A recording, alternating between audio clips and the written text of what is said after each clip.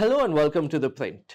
Our Prime Minister Narendra Modi is set to depart for Thailand for the 6th BIMSTEC summit on the 3rd and 4th of April, as well as he will be holding a bilateral meeting with the Thai Prime Minister, Paetongtarn Shinawatra, on 3rd afternoon. I have with me here today the Ambassador of India to Thailand, Ambassador Nagesh Singh, who will be discussing with us here at ThePrint a little bit about the Thai-India bilateral ties, as well as how do we see the relationship going forward. Thank you again, Ambassador Singh, for joining us here at ThePrint. Thank you for having me. It's a pleasure being with you. You know, India-Thailand relation are ancient, deep-rooted and multifaceted. I mean, the earliest records are over 2,000 years old, of exchanges of goods, ideas and people between our two countries. Or what were, the Swarna Bhumi at that time and India, the Indian landmass of Jambudweep. In contemporary times, in the last 10 years, the relationship has become multifaceted, from political to trade and investment to the defense and security side. The people-to-people connect is very strong. But the bedrock of this relationship is our shared cultural heritage. If you look at the common beliefs, whether it's Buddhism and Hinduism, whether it's our shared traditions, if you look at the festivals, art, architecture, music, there are commonalities and inspiration drawn from each other. Ramayana and the Ramakien is a shining example of that connect. Linguistic commonalities, I mean, Thai language is deeply influenced by Pali, Sanskrit and Brahmi, Trade has been going on. Earliest Tamil settlement is from 1st century AD in the southern provinces of Thailand. But in modern times, the relationship has taken off in the last 10 years. Prime Minister's visit is a very important one because this is the first, BIMSTEC summit is important in its own, but on a bilateral front, of which I am the custodian, not a custodian, but a servant, it's the first bilateral visit by an Indian Prime Minister to Thailand in 12 years. And PM Modi has been here earlier, 2019 for the East Asia Summit, 2016 to pay, he stopped here to pay his respects to late King Rama IX after he passed away. And this relationship, this visit rather, would be, in my view, a defining visit, because we are likely to elevate our relationship to a strategic partnership. It's out in the papers. Hopefully everything goes well and we'll sign that agreement. Today, if you look at it, Thailand is the second largest economy in ASEAN, but only our 4th largest trading partner. So I've been telling our Thai friends that it should be at least the 2nd largest trading partner, given the size and dynamism of our two economies. And on the people-to-people connect, whether it's tourism, whether it's educational exchanges, the numbers are very, very impressive. Last year, 2.3 million Indian tourists came to Thailand. We were number 3 in terms of tourist arrivals for this country.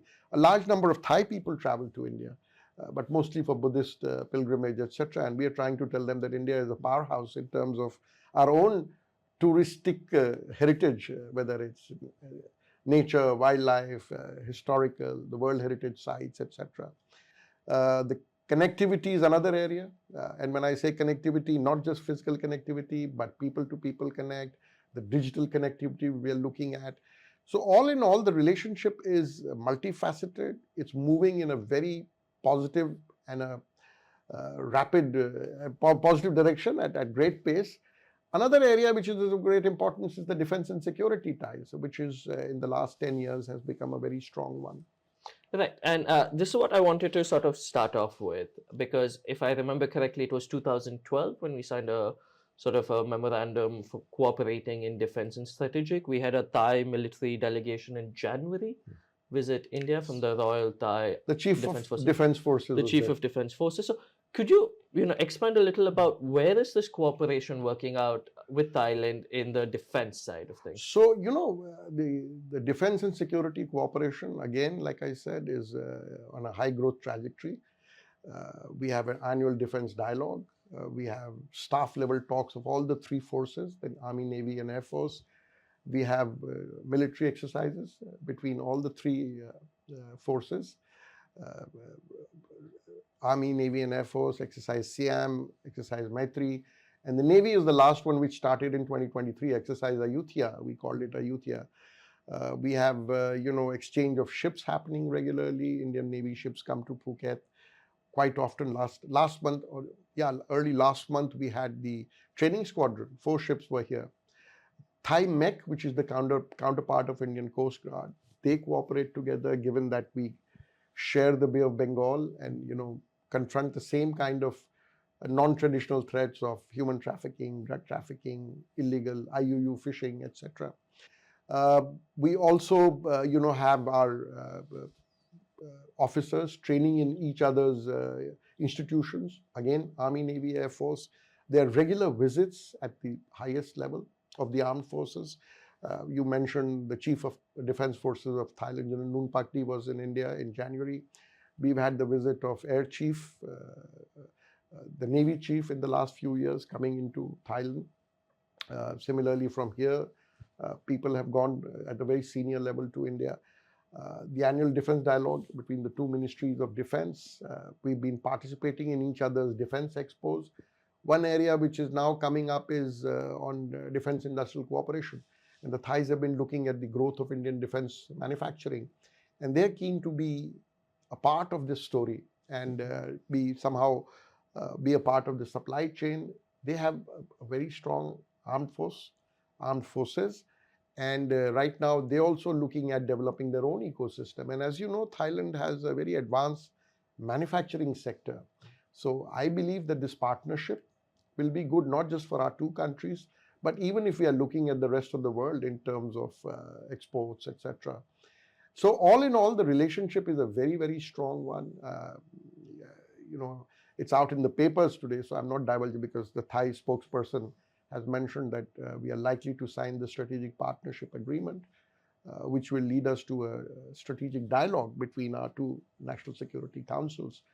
So it's a very comprehensive defense and security partnership, and Thailand has been a good partner. Right. And when we're talking about security dialogue and some of the non-traditional challenges we face, we've been seeing a lot of reports of example of Indians sort of being taken to Laos and stuck in these camp centers, and there's been a lot of cooperation with Thailand in their repatriation back to India. So if you could just explain that situation and how India and Thailand are looking maybe to deepen that sort of strategic cooperation when it comes to these non-traditional challenges.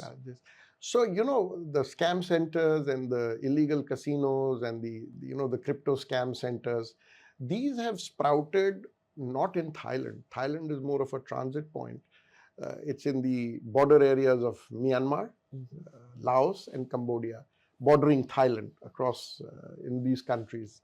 And the mafia there has set up these centers where not just Indians, but even Thais and 28 other nationalities, if I recall, people are lured into, into these centers to work, do all kinds of work, from IT jobs to menial work of, serving in the illegal casinos, etc. Some of them are lured, some even go willingly because it's lucrative to go and work, the criminal elements. For Thailand, it's a big matter of concern because, whenever you have such criminal gangs, growing in your neighborhood, it's a threat to national security. I mean, whether it's human trafficking, linked to it is the drug trafficking problem. Indians have been there in big numbers. Last few months, there have been operations which have been carried out by the militias which control these areas in Myanmar, in the Karen state. And last month, we evacuated almost 549 Indians who, were brought back in Mae Sot in the bordering thing, and we got 2 Indian Air Force planes to take them back. Many more are there, and it'll be a continuous process. But it's a bigger battle because the other parts which are in deep into the territory of Myanmar and other places, access is not there, and the writ of the government in Yangon doesn't run there. So it's a big challenge. India and Thailand have common threat perception and common issues because there are Thai people also trafficked into Laos, Cambodia, Myanmar. Royal Thai government has been very, very helpful in facilitating the repatriation of Indians who've been rescued from there. And we do have, the dialogue on counter-terrorism, on narcotics, and human trafficking as well between the two national security councils. And given the same threat perception, we are working very, very closely. And I must thank the Royal Thai government in going out of the way to help us in taking our citizens back to India.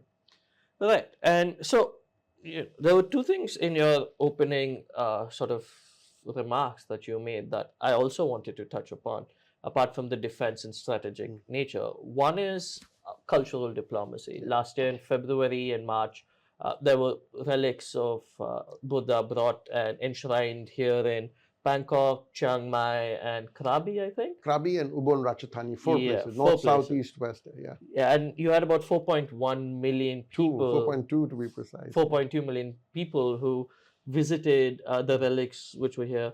So there's a lot of these cultural diplomacy, like you mentioned as well. A lot of tourists from Thailand coming to India for this religious Buddhist circuit. So how do you see the larger like Thai-India relations in this cultural sense, and where do you see this going? So, when I talk about India-Thailand relationship going in a high growth, trajectory, the bedrock of this relationship is our shared cultural heritage, which goes back millennia. I mean, it's not just Buddhism, but also Hinduism. If you look at it, 94% of the population in Thailand is Buddhist, but there are a lot of Hindu influences, gods, goddesses, practices which are taken from Hinduism.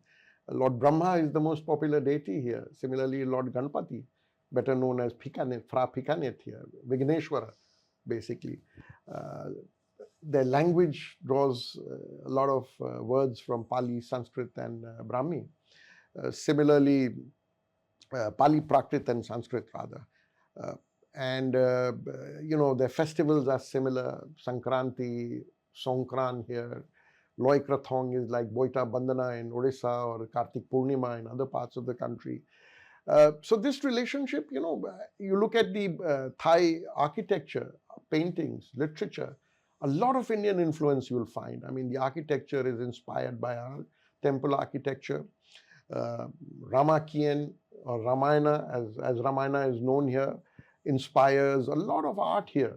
Even, dance forms like Khonken and others are inspired from the story of Ramayana, which is known as Ramakien here.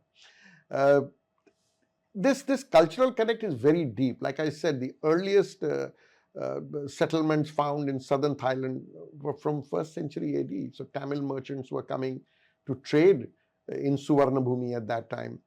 And today it helps us because, when we understand each other well culturally, it's easier to do business. And when I say business, I just don't mean trade and investment, but all kind of business, even the personal connect. And I think one of the reasons why 2.3 million Indian tourists came here last year is because they feel comfortable, they feel at home in Thailand in terms of, their tourism prospects, etc. Not to take up any credit from the tourism infrastructure and the ecosystem Thailand has created for promotion of tourism. It's a powerhouse in the sense 12 to 13% of the GDP comes from tourism. And last year they had 37 million tourists visiting Thailand. We should cooperate with Thailand in this area. We can learn a few things from them. But the cultural connect is a very, very strong one. And it is so strong that at times neither the Thai people nor the Indian people realize how deeply connected we are. Right. And which brings me to my last couple of questions that I have. And one is regarding ASEAN. Like you mentioned, Thailand is one of the most important economies in ASEAN. India and ASEAN have a free trade agreement that they're sort of in talks to renegotiate. But Thai-India business ties is about $15 billion. That was the trade, I think, in the last year. So where do you see the issues here, the challenges, and how do you see that moving forward? So you're absolutely right. I keep telling my Thai friends that you're the second largest economy in ASEAN, but you are only our fourth largest trading partner. Our stats, Ministry of Commerce says 15 billion. Thai Ministry of Commerce statistics says about 17 billion. And it's in Thailand's favor, the trade surplus. There are issues of bilateral trade. Connectivity is one problem. You'll be surprised, although geographically we are right next to each other, but connectivity in terms of maritime connectivity, etc., And there are issues why the connectivity is poor. And that's why I think this BIMSTEC Maritime Cooperation Agreement, which might be signed during this summit, would be helpful. But there, on both sides, there are tariff and non-tariff barriers. And that's what we are trying to overcome by renegotiating the ITIGA, the ASEAN-India Trade and Goods Agreement. The review is ongoing. And our feeling is that that will help us, in smoothening the wrinkles which are there. And if you talk to the Thais, they'll talk about the challenges in India. You talk to Indian businesses, they talk about, market access and other things in Thailand. But both countries and both governments are cognizant of the fact that given the size and dynamism of the Indian economy, and also the upper middle income status and the advanced manufacturing sector in Thailand, the trade and investment potential is much below what it should be. So we are working at it through various forums. ITIGA is one such forum, but the Joint Trade Committee between the two countries will be meeting soon again to look at specific issues so that we can remove these hurdles. Because again, both sides do realize that it's in our mutual interest to enhance, because, especially in today's time when, protectionism is on the rise, neighbors have to work together for the benefit of both the economies and the people. So I think, it'll work out. Potential is immense, and you're absolutely right. I have no compunctions in accepting the fact that we haven't fully realized the potential. Right, and that brings me to my last question, and it's connected to the strategic partnership and BIMSTEC. It's this, one is the strategic nature. What does this elevation of the ties to a strategic partnership, how does that change India-Thailand ties? But the connection to that is this maritime transport cooperation that BIMSTEC is signing, that we also have the India, Myanmar, Thailand trilateral highway. And, person once told me that India and Thailand does have Myanmar right in between. And that has been a problem due to Myanmar's own domestic challenges, of course. So there have been ideas of transportation, transport corridors, but there's always something that comes in. So how do you see, one, the elevation to a strategic partnership sort of in the strategic sense as well as in the transport and economic sense? How do you see that as a positive momentum forward? When you talk of a strategic partnership, it helps you two countries to look at issues in a comprehensive manner. If you work in silos, trade and investment on one side, connectivity on the other side, defense and security on the other, it becomes a very siloed kind of a thing, and you start looking at, with a narrow focus on issue in front of you. But on a strategic partnership, the idea is that, two countries can sit together, two governments can sit together and look at a comprehensive picture where give and take becomes easier, where you realize doing a kind of an agreement or a deal where, there is a degree of give and take on various issues, because the sum total of that partnership then becomes bigger than these individual issues. Now, connectivity has been a problem, and that's why if you look at BIMSTEC, one of the fundamental aspects or the objectives of BIMSTEC when it was established was connectivity. And when I say connectivity, it's not just in the physical terms of road, rail, maritime connect, but the digital connectivity today has become as important. People to people connect, education, science, technology, the knowledge networks, that's the next frontier. Everyone's talking about it. That given that we are moving into a knowledge intensive economy, knowledge networks will be very, very important. Now, you mentioned the India-Myanmar trilateral highway. We are very advanced, but yes, you are right, because of the internal disturbances, a certain segment in Myanmar is still to be constructed. Our people were there building it, the road, there are disturbances there. We are working on it. Hopefully, in the coming years, as Myanmar stabilizes, you will have Indian cars running in Thailand and Thai cars running in India. We are almost ready to sign the motor vehicles agreement. But again, like I said, there are internal disturbances in Myanmar, and hopefully they'll be resolved collectively, and there'll be peace and stability in that neighboring country of ours. On the maritime side, again, uh, the economics of shipping is very complicated. I mean, I can't tell you about it, but that's what I'm told. And given the hydrographic structure of the Bay of Bengal, big ships can't, you know, ply in our waters because the ports are very shallow. That's what I'm told by experts. Maybe I'm wrong, but I don't have any first-hand knowledge. And that's why, you know, the near coastal voyages and all that become relevant, because for trade and for, you know, bulk trade, etc., this connectivity becomes the most economical way of doing trade. So this thing is that when you enter into a strategic partnership, then you look at a holistic picture from, you know, not just traditional and non-traditional security threats. It goes into, you know, the economic security, the food security, the environmental security. Everything is seen as a whole, and you know, it makes it easier to take decisions. It's easier to realize when you're looking at the whole picture, to take decisions which appear difficult if you look at it from one aspect.